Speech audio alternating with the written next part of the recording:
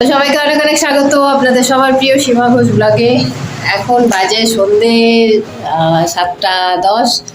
তো আজকে হলো শনিবার। এখন যাচ্ছি মিঠিকে নিয়ে আরো বাকি যা কিছু কেনাকাটা বাকি আছে সেগুলো করার জন্য সামনে মামরা বাজার যাবো। আজকে একটু দেরি হলো কারণ মিঠির অনলাইন ক্লাস করলো, ইংলিশ ক্লাস করে নিয়ে আর এখন রেডি হয়ে বেরোচ্ছি। বেরোনোর আগে আমার ব্লগটাকে এডিট করে আপলোড করে তারপর এখন বেরোচ্ছি। কি করছি না করছি সমস্ত কিছু শেয়ার করবো, সাথে থাকবেন। আর যারা আজকে নতুন প্লিজ সাবস্ক্রাইব করে নেবেন। তো আপাতত যাই মার্কেটে। এখন আমরা চাট খাচ্ছি পুজোর বাজার শুরুর আগে, না মিঠি? এই যে ফুচকাওয়ালা বাজার করতে যাওয়ার আগে খেয়ে নিচ্ছি, কারণ মিঠি সন্ধ্যাবেলা আজকে কোনো কিছু টিফিন খাইনি, ওই জন্য একবারে টিফিন খাইয়ে তারপর বাজারে ঢুকবো। চাট খেয়ে নি। তো আমার বাড়ি থেকে মামরা বাজার ওই মিনিট 15 পায়ে হেঁটে তো চলে এসেছি মামরা বাজারে, যদিও অটোতে করে এলাম। তো এসে দেখি মার্কেট কিন্তু খুব বেশি ভিড় ছিল না। এই টাইমে পুজোর আগের সপ্তাহে ভিড়টা বেশি থাকা উচিত, যেহেতু মানুষ অনলাইনে এখন বেশি শপিং করছে, তো ওই জন্য ভিড়টা কম। এসেছি মিঠির স্কুল দোকানে। এখানে দেখি ওর আগে সক্স লাগবে, সক্স কিনছি।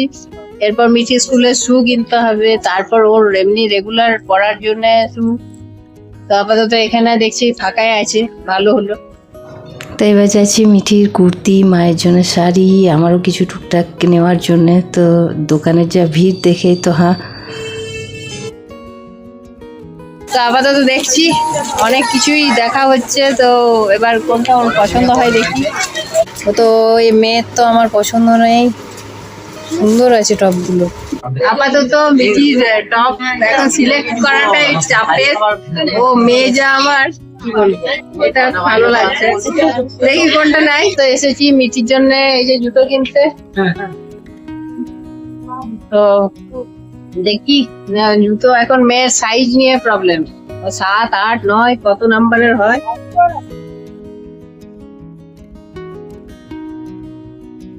তা এখন দেখতে এসেছি শাড়ি, ধনেখালি তাঁতের শাড়ি খুঁজে দোকানে তো ধনেখালির শাড়ি রাখেই না। মামরা বাজারে বেশিরভাগ দোকানেই দেখলাম ধনেখালির শাড়ি রাখে না, তো তাঁতের শাড়ি দেখছিলাম। তো তাঁতের শাড়ির মধ্যে এই শাড়ি দুটো একটু হালকা কালারের মধ্যে আছে, মায়ের জন্য দেখছিলাম, কারণ মা ধনেখালির তাঁতের শাড়ি চাইছিল, যে যদি পাস তাহলে কিনে রাখিস। তো মামরা বাজারে যে কটা দোকান আছে মোটামুটি আমি জিজ্ঞাসা করলাম, কোনো দোকানে ধনেখালি তাঁতের শাড়ি রাখে না, নর্মাল তাঁতের শাড়ি রাখে। তো তার মধ্যে থেকে আমি দেখছিলাম। এবার আমার মা হচ্ছে একটু খুঁতখুঁতে, তার পছন্দ মতো শাড়ি না হলে সে কিন্তু পরবে না, ওই জন্যে শাড়িগুলো দেখে নিলাম।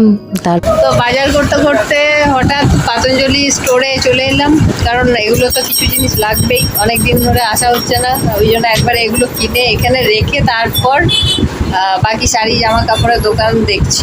আজকে মার্কেট খুব একটা ভিড় নেই, হালকাই আছে, তো ওই জন্য তাড়াতাড়ি হয়ে যাচ্ছে।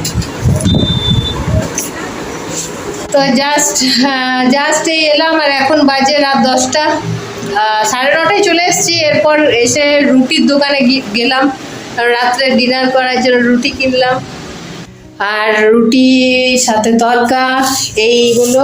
আর যদিও রাত্রেবেলায় দই খেতে নেই, তবুও দই কিনে নিয়ে এলাম, রুটির সাথে একটু দই খেয়ে নেবো। রুটি তড়কা আর এই হচ্ছে দই, এই হচ্ছে আমাদের রাত্রের ডিনার।